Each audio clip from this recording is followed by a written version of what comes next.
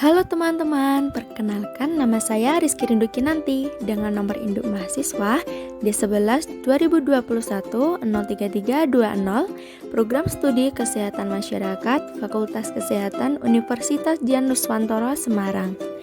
Pada kesempatan kali ini, saya akan membawakan video mengenai virus corona dan vaksinasi.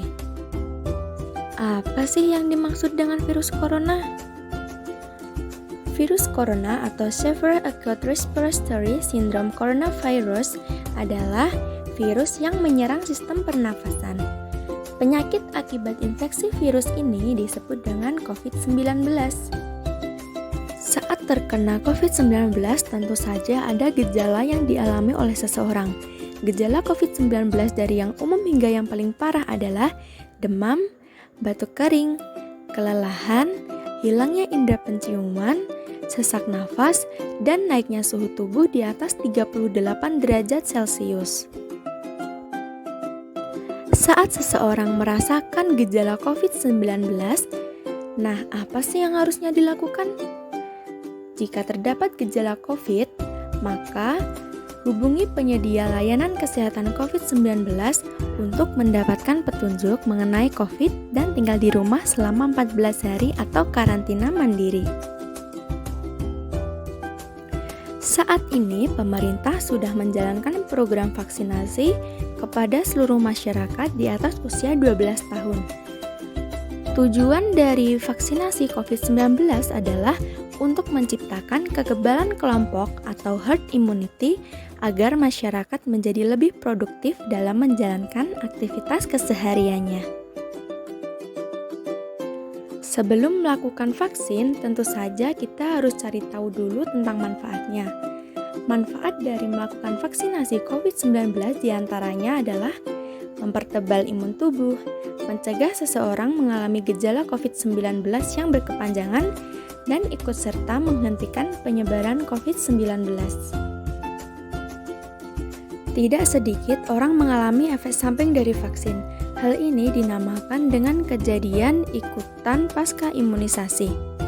Efek sampingnya berupa nyeri pada lengan di tempat suntikan, sakit kepala atau nyeri otot, nyeri sendi, menggigil, mual atau muntah, dan rasa lelah.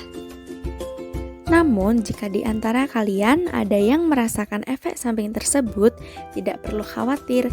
Biasanya, efek samping hanya berlangsung selama 3-7 hari. Yuk kita cari tahu bagaimana tanggapan masyarakat mengenai vaksinasi COVID-19 ini. Selamat siang, Pak. Selamat siang. Ya, perkenalkan, nama saya Rizky Rindu Kinanti. Saya mahasiswi dari Universitas Dian Nuswantoro Semarang.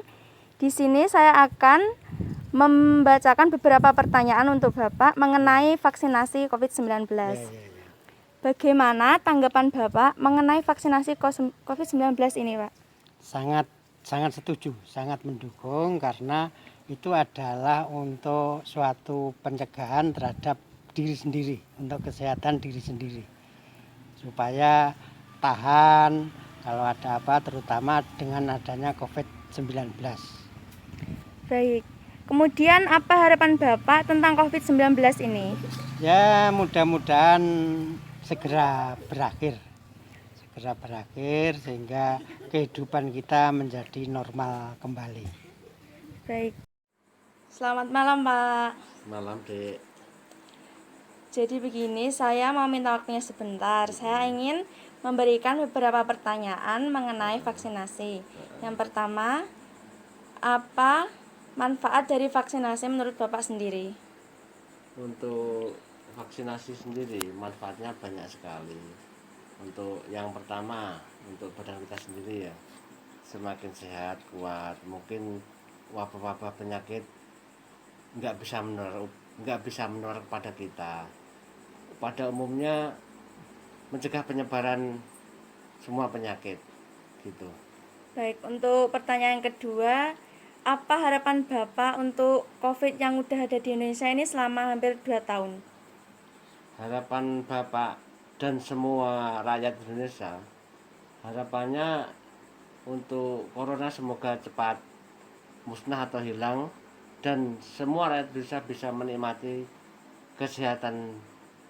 Baik, terima kasih atas waktunya, Pak. Sama-sama.